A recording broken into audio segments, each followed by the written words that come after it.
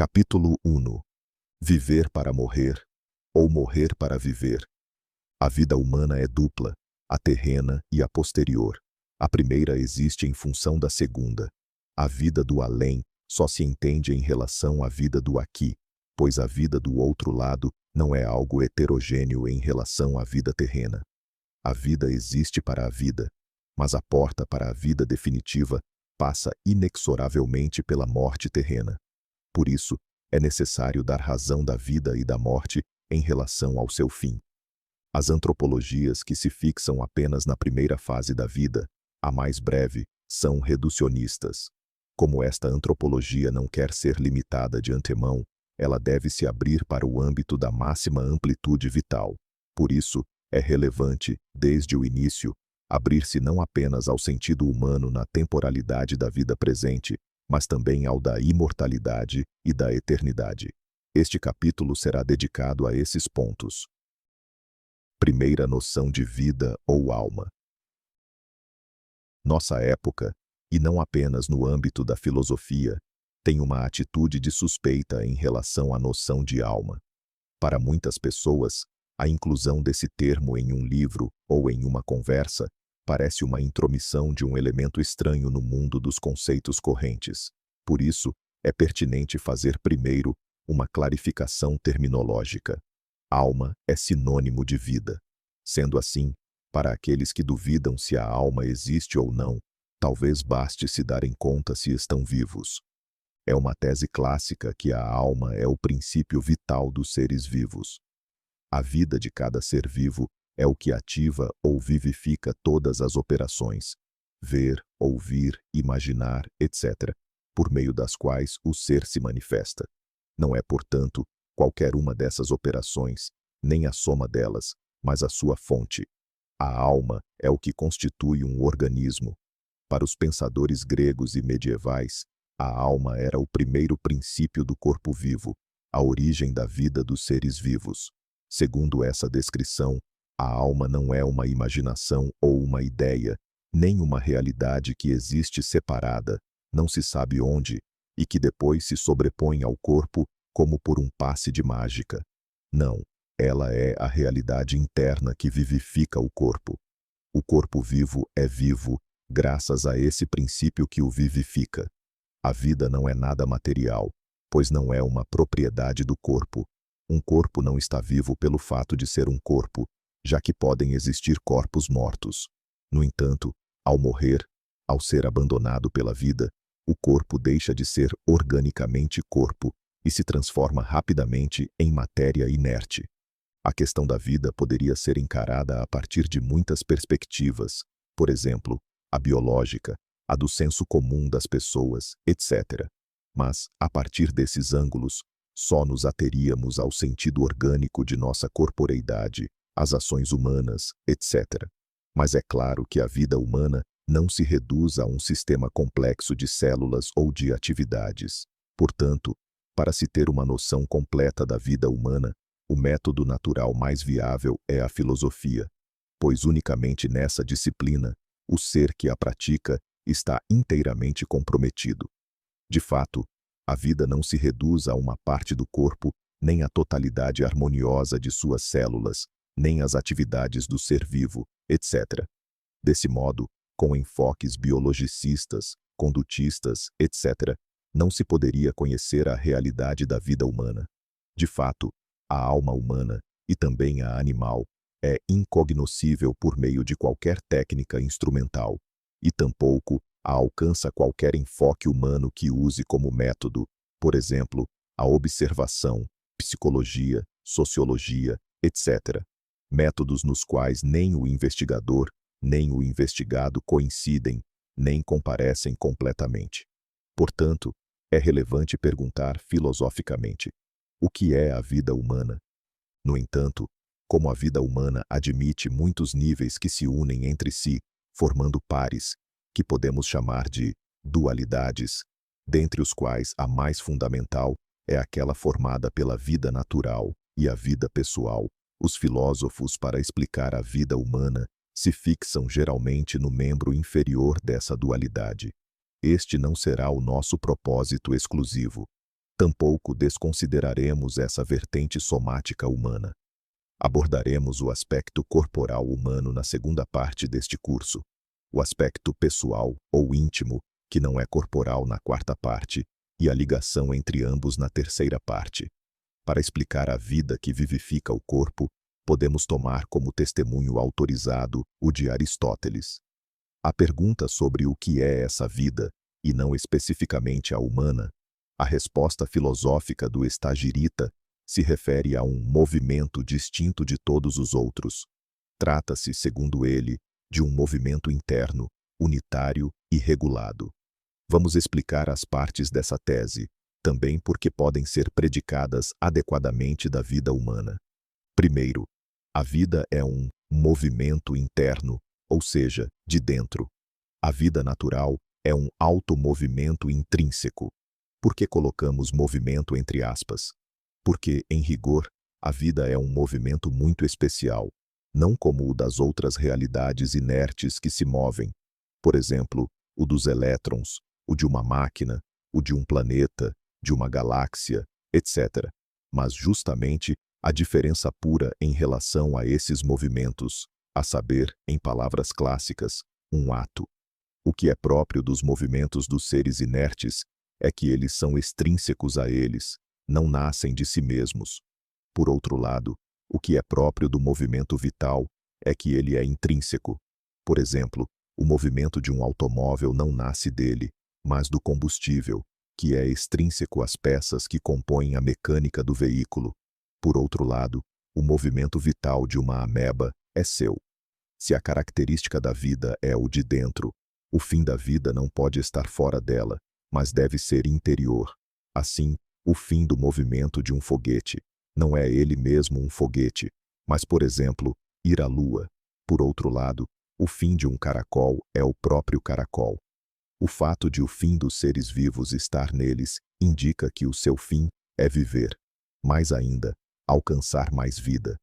Viver é mais do que não ter vida, é uma perfeição, e como existem graus de vida, existem diferentes graus de perfeição.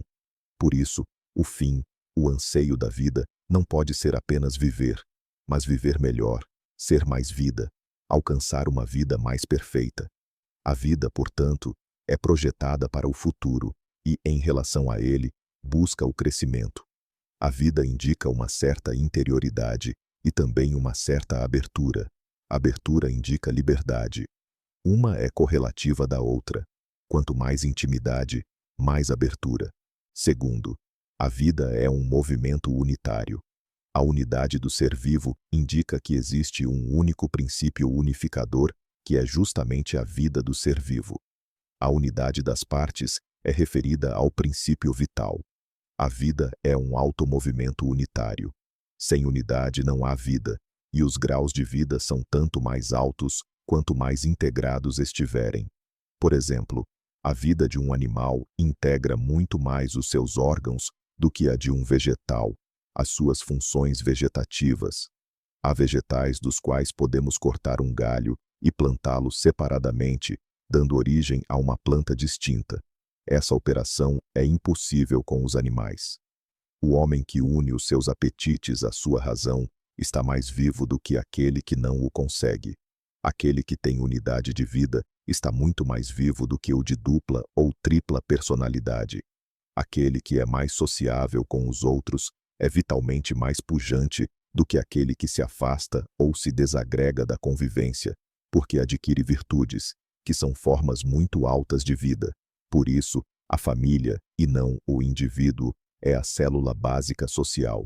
Com outros exemplos, uma universidade tem mais vida, é mais universidade e menos pluridiversidade. Se for um projeto comum interdisciplinar, construído em torno da busca da verdade. Uma sociedade é melhor quanto mais unida estiver. Como veremos no capítulo 9, o que une a sociedade é a ética. Deus é a própria unidade vital simples, a identidade. A unidade é um sintoma vital, pois o oposto da vida, a morte, é a desagregação, a separação. Terceiro, a vida é um movimento regulado. A unidade implica uma ordem interna, a compatibilidade de todas as partes entre si. Apenas o que é distinto pode ser ordenado, e o que é distinto é assim, segundo a hierarquia. Essa ordem é dada, portanto, pela subordinação das partes inferiores às superiores das quais elas dependem, e de todas em relação a um mesmo princípio. Qual? A vida. A vida é o que unifica e regula. Regular é ordenar aquilo que se vivifica. A regularidade interna do ser vivo também mostra a sua imaterialidade. As diversas partes vivificadas podem ser sensíveis ou orgânicas, mas o princípio vivificador é mais do que orgânico, é imaterial. Embora nos vegetais e nos animais, ele não possa existir à margem dos componentes biofísicos. Quanto mais vida, mais ordem. Os diversos sistemas de um animal superior são muito mais ordenados do que os dos animais inferiores, e as funções destes muito mais do que as dos vegetais. No corpo humano, a ordem é esplêndida, mas como a vida humana não se reduz à sua vida corporal, é óbvio que ela admite ordens diversas da meramente biológica ou sensitiva. Por isso, disse que uma pessoa é mais organizada do que outra, por exemplo, nas suas coisas, no seu trabalho, etc. E como essas ordens também são um sintoma de maior capacidade vital, nos é aconselhado que, para uma vida próspera, arte, ordem e medida. Quanto mais imanência, mais vida. Quanto mais unidade, mais vida. Quanto mais regularidade, mais vida. Os graus de vida se distinguem segundo os graus de imanência, unidade, irregularidade ou ordem. Do menos ao mais, são a vida vegetativa, a sensitiva e a que geralmente se chama de intelectiva para se referir à vida humana. No entanto, a humana tampouco é a vida culminante, pois é claro que ela não carece de limites ontológicos. A vida não é democrática, mas nitidamente hierárquica. A vida é real, e o que distingue o que é real é que uma realidade vital é superior à outra. Negar a hierarquia nesse âmbito é, como advertia Shakespeare, um sintoma de decadência. É muito bom, portanto, plantar uma árvore, melhor ainda, cuidar de animais. Superior, gerar um filho. Mais excelente ainda é ajudar esse filho a crescer no saber e na virtude, ou seja, a desenvolver a sua inteligência com hábitos e a sua vontade com virtudes, pois essas perfeições são o crescimento vital que ele adiciona ao estado nativo dessas potências. Ótimo ainda é ser elevado como pessoa, ou seja, aceitar a vida superior que Deus nos dá. A vida não tem partes, e por isso é imaterial.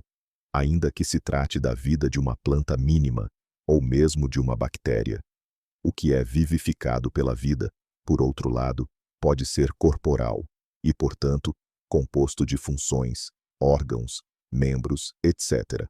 Ou incorpóreo, como é o caso da nossa inteligência ou vontade. A alma não vivifica qualquer corpo. Ela só pode vivificar o corpo que é suscetível de ter vida. Um corpo não está vivo pelo fato de ser um corpo, pois podem existir corpos mortos.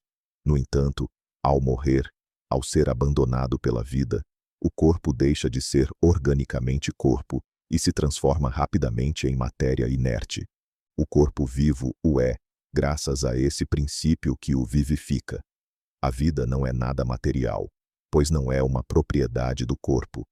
Um corpo não está vivo pelo fato de ser um corpo, já que podem existir corpos mortos. No entanto, ao morrer, ao ser abandonado pela vida, o corpo deixa de ser organicamente corpo e se transforma rapidamente em matéria inerte. Falou-se da vida ou da alma humana como de um princípio. No entanto, a pessoa humana não é um princípio, nem primeiro nem segundo, nem de qualquer tipo. De fato, ser princípio indica ser fundamento. Se a pessoa o fosse, seria fundada. Se o fosse, não seria livre, e se fundasse as outras realidades humanas, aquilo que fundasse tampouco seria livre. Sendo assim, se a pessoa humana fosse um princípio, ela não seria livre, nem poderia exercer atividades livres. A pessoa é livre em diversas dimensões da sua vida, mesmo que o seu corpo esteja preso ou na prisão, porque é livre na sua intimidade. Pode ser também livre nas suas manifestações, por exemplo, na fala, no seu trabalho, etc. E pode ser também livre na sua corporeidade, por exemplo, ao comer ou não comer, ao comer isto ou aquilo, etc. A liberdade interior pertence à vida íntima de cada um, e a podemos chamar de pessoal, enquanto a das manifestações podemos chamar de manifestativa. A abertura que o corpo humano apresenta nativamente pode ser entendida como liberdade natural. Por isso, é relevante distinguir no homem várias dualidades vitais. A mais básica é esta: vida pessoal e vida natural. Vamos nos deter nela. Segunda, as dualidades da vida humana. A vida natural humana é o ato de vivificar do alma para o corpo, e a vivifica temporariamente, pois a sua tarefa termina, por enquanto, com a morte. A vida natural humana une a vida vegetativa das nossas células e a vida sensitiva dos nossos órgãos. A vida pessoal humana, por outro lado, é a vida espiritual, a de cada pessoa humana que dispõe de todas aquelas funções e faculdades da vida natural. Como veremos, essa vida pessoal não vivifica diretamente o corpo e as diversas potências e perdura após a morte. Perceber isso será dar o passo da vida biológica, a vegetativa e a sensível, para a vida espiritual.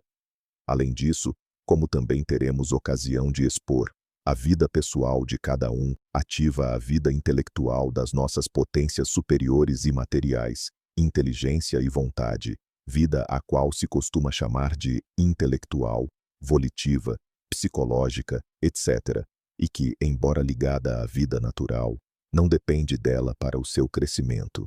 A vida natural pode ser chamada de vida recebida, pois a biologia que conforma a nossa corporeidade a recebemos dos nossos pais, é a nossa dotação genética.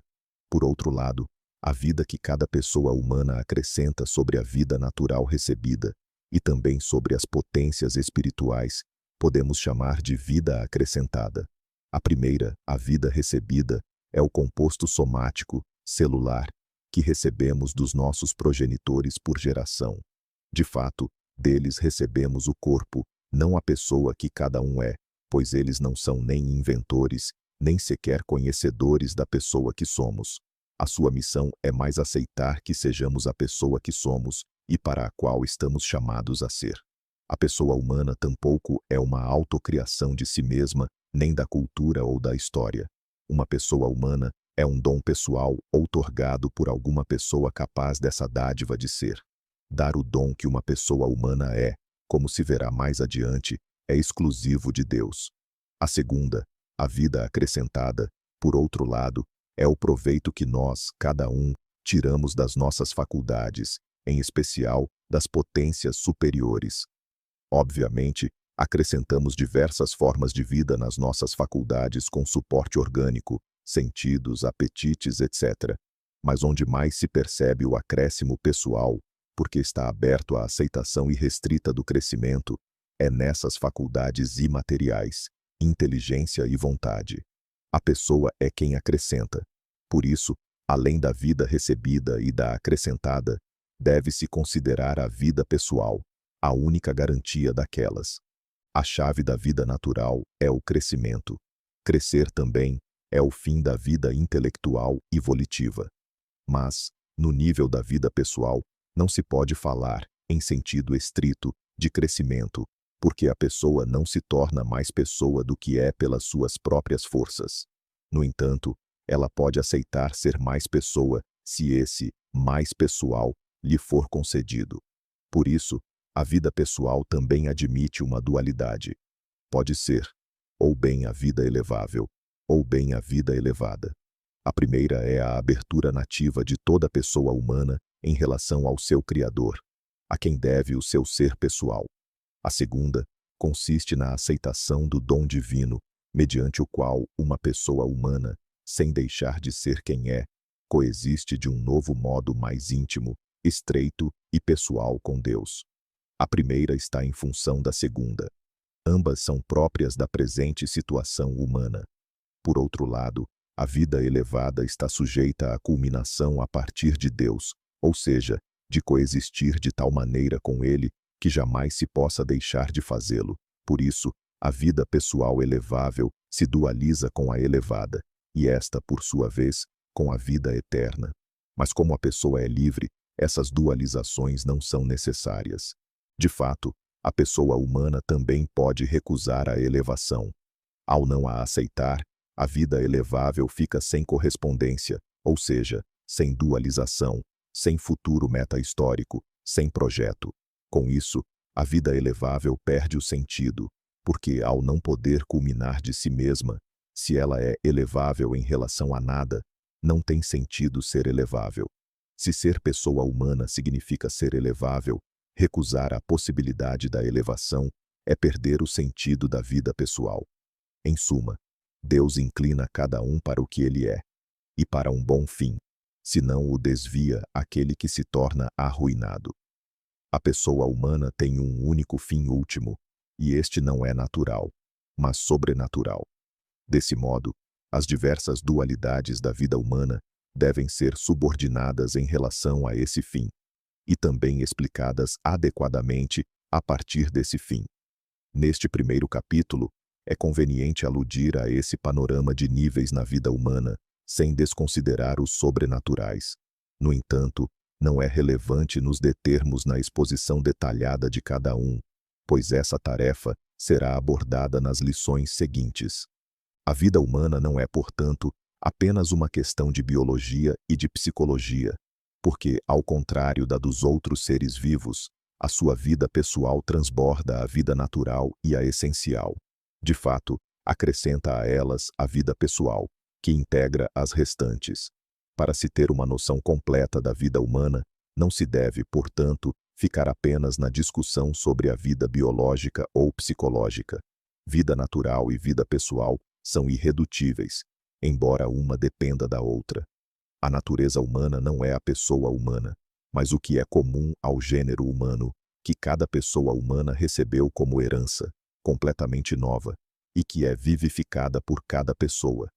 Ao vivificá-la, cada um faz com que essa vida natural produza possibilidades distintas, simplesmente porque cada pessoa é distinta e irredutível às outras. O que é comum aos homens é aquilo que é próprio da espécie humana, o aspecto corporal e as suas faculdades. O que é radicalmente distinto, por outro lado, é cada pessoa humana, que salta acima das características comuns pertencentes à humanidade dos homens. Por isso, cada um pode brincar, de um modo ou de outro, com aquelas faculdades e tirar um determinado rendimento delas. Além disso, embora as potências imateriais humanas no início sejam demasiado parecidas em todos os homens, estão a zero, a ativação ou a personalização delas adquire muitas variantes e matizes em cada um. As características comuns a todos os homens são, por exemplo, estarem dotados de corpo, terem uma série de órgãos e determinadas funções e faculdades, como se alimentar, crescer, mover-se, ver, ouvir, imaginar, etc. Também ter inteligência e vontade, etc. Funções e faculdades que permitem exercer determinadas ações, brincar, rir, sonhar, pensar, querer, etc. Como já foi indicado, dentre aqueles traços que são comuns aos homens, podem-se distinguir dois âmbitos extremamente distintos. A. O daqueles componentes dotados de suporte orgânico, ou seja, unidos inseparavelmente ao corpo, sem o qual não agem nem podem subsistir. Funções vegetativas, sentidos, apetites, funções locomotoras, sentimentos sensíveis, etc. E B. O daqueles que são inorgânicos, ou seja, os que são e agem sem suporte corporal, e que, além disso, podem subsistir, como se verá, à margem do corpo, inteligência, vontade, etc. Os corpos humanos são parecidos, e isso desde o código genético do embrião até a maturidade humana. Por isso, a medicina é possível como ciência, e podem-se ministrar cursos de anatomia, fisiologia, etc. Por isso, também se podem dar a pessoas distintas os mesmos remédios para as mesmas doenças corporais, embora em doses distintas. Da mesma forma, podem-se transplantar alguns órgãos, etc. Em suma, o aspecto corporal nos assemelha aos outros homens, embora com matizes e diferenças, dentre as quais as mais notáveis, como é óbvio, são as que existem entre o homem e a mulher. Há rostos e gestos corporais parecidos. A locomoção é similar. A atuação dos sentidos humanos também é parecida, embora com pequenas variações, pois uns veem mais do que outros, uns distinguem mais os cheiros do que outros, etc. Já se aludiu também à semelhança inicial que as potências superiores apresentam, pois nativamente nenhuma inteligência conhece nada, e nenhuma vontade quer alguma realidade determinada. No entanto, o que é nativamente radicalmente distinto entre os homens é unicamente a pessoa, o cada um, a raiz de todas as perfeições humanas, de todas as mudanças e matizes. Não existem duas pessoas iguais. Não existem duas pessoas parecidas no que diz respeito ao seu núcleo. Se pudéssemos responder à pergunta sobre quem é esta ou aquela pessoa, não haveria duas respostas afins. Por isso, embora possam existir definições de homem, nenhuma definição de pessoa é boa, pois, em rigor, precisaríamos de uma para cada um. Contudo, nos últimos 4 temas deste curso, serão expostos 4 traços que caracterizam toda pessoa: a coexistência, a liberdade, o conhecer e o amar. Mas embora esses radicais descrevam as pessoas, eles não as definem. Além disso, esses 4 traços são distintos em cada um. Mais ainda, essa radicalidade pessoal distinta é a origem de muitas distinções no que é comum aos homens. É, por exemplo, a chave pela qual uns homens desenvolvem mais do que outros a inteligência, ou as virtudes ou vícios, ou a imaginação, ou qualquer outra faculdade, ou tal ou qual qualidade corporal, etc., que constitui o que chamamos de vida acrescentada. A originalidade de cada um preenche de matizes, no decorrer da vida, as manifestações humanas dessas potências que são comuns a todos os homens. Assim, por exemplo, é próprio dos homens falar, mas os tons de voz, as expressões e os matizes são peculiaríssimos de cada um. Há biografias semelhantes, que alguns literatos como Plutarco aproveitaram para escrever livros com o título de Vidas Paralelas, mas em rigor, cada um é cada um, distinto, irrepetível, radicalmente original, sem precedente nenhum como pessoa e sem consequentes. Cada um irrompe abruptamente na história e da mesma forma a deixa. Por isso, a história humana é descontínua, porque é formada por originalidades radicais. Em suma, trata-se de que, por assim dizer, após a conformação pessoal de cada um de nós, o molde foi quebrado. Quando isso acontece nas obras de arte escultóricas que são valiosas, já se sabe que o seu valor e o seu preço se multiplicam. Desse modo, valemos mais do que parece à primeira vista. Além disso, o valor das obras de arte costuma ser medido de acordo com o artista que as realizou. Sendo assim, para saber a nossa valia pessoal, teremos que nos colocar em correlação com o nosso escultor.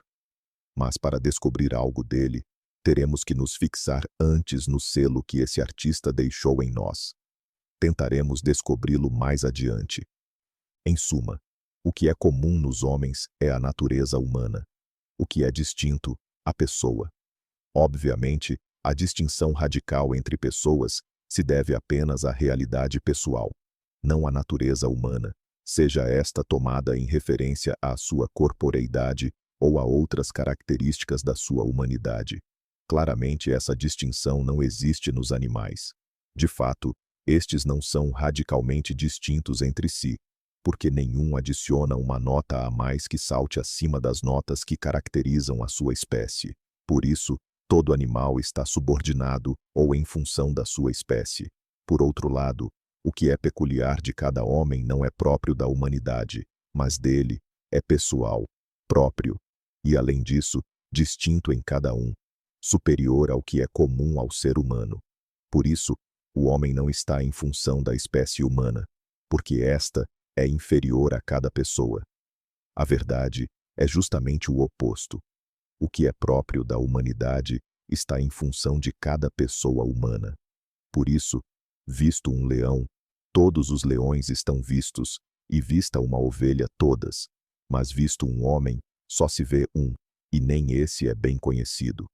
De fato, cada pessoa humana, em vez de se subordinar ao que é comum ou genérico dos homens, o que faz é subordinar a si mesma o que é próprio da natureza ou da espécie humana.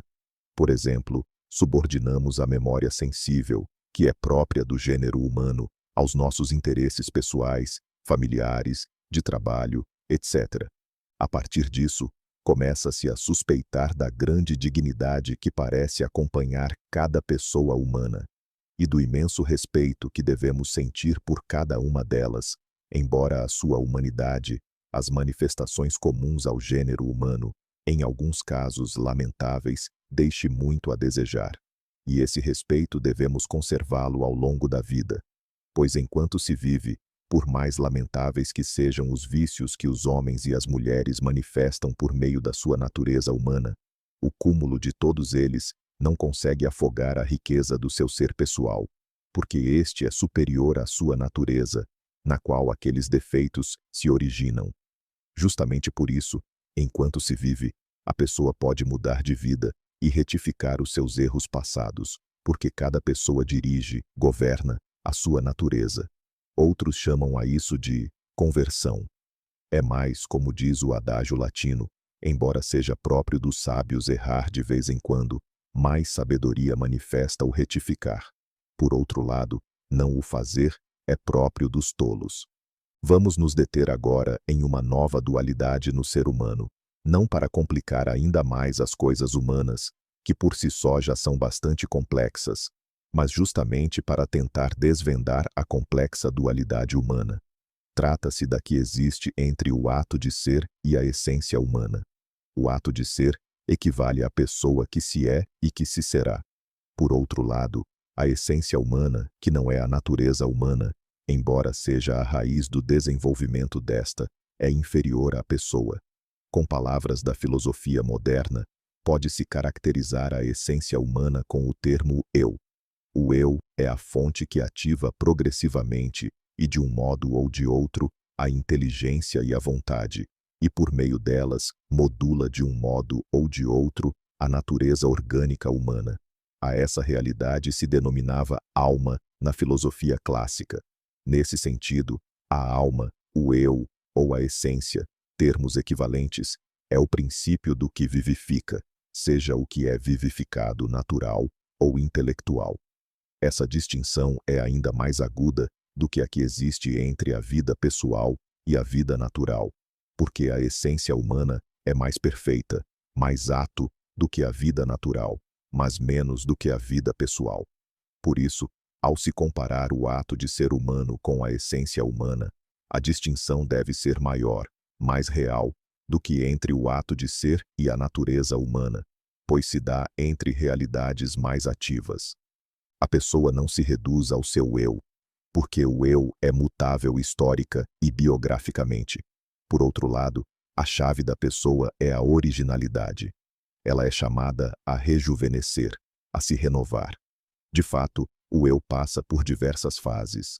Não nos conhecemos da mesma forma quando somos crianças, adolescentes, adultos ou idosos. O eu é o modo, o método, segundo o qual conhecemos as nossas manifestações humanas por meio dos diversos períodos da vida. Mais do que o que é conhecido em nós, o eu não é uma ideia, pois não seria real. O eu pensado não pensa. O eu é o conhecer aquilo que está à nossa disposição, o que ganhamos ou perdemos ativando o que estava à nossa disposição. A pessoa não se reduz ao eu, porque o eu olha para o que é inferior a ele, para o nosso dispor, não para o superior, o ser. Então, se a pessoa não se reduz ao eu, quem é a pessoa? A resposta seria agora prematura. Dedicaremos a ela a última parte do curso. Apesar disso, podemos adiantar que a pessoa humana não deve ser descrita pelo que é humano e inferior a ela, mas pelo que é superior. Pode-se acrescentar, por enquanto, que a pessoa humana também é conformada intrinsecamente na sua intimidade por dualidades, e que cada uma delas é concebida para se dualizar, por sua vez, com uma realidade pessoal superior. Uma última dualidade humana, talvez a mais importante, é a que existe entre a vida humana, natural, essencial, pessoal, etc., na presente situação histórica, e a vida pós-histórica. É manifesto que, tanto numa quanto na outra, cabem modos de viver muito diversos, embora todos eles possam ser reduzidos a dois: viver de acordo com a pessoa que se é, ou o contrário.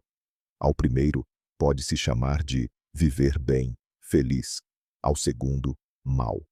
Além disso, a vida boa da presente situação mantém uma afinidade muito marcada com a felicidade da vida futura. Por outro lado, a boa vida da vida terrena tampouco é heterogênea em relação à infelicidade após a morte. Por outro lado, na temporalidade da vida presente, também existem diversas dualidades, ou seja, alternâncias entre épocas de esplendor e períodos de crise, às quais aludiremos a seguir no item 3.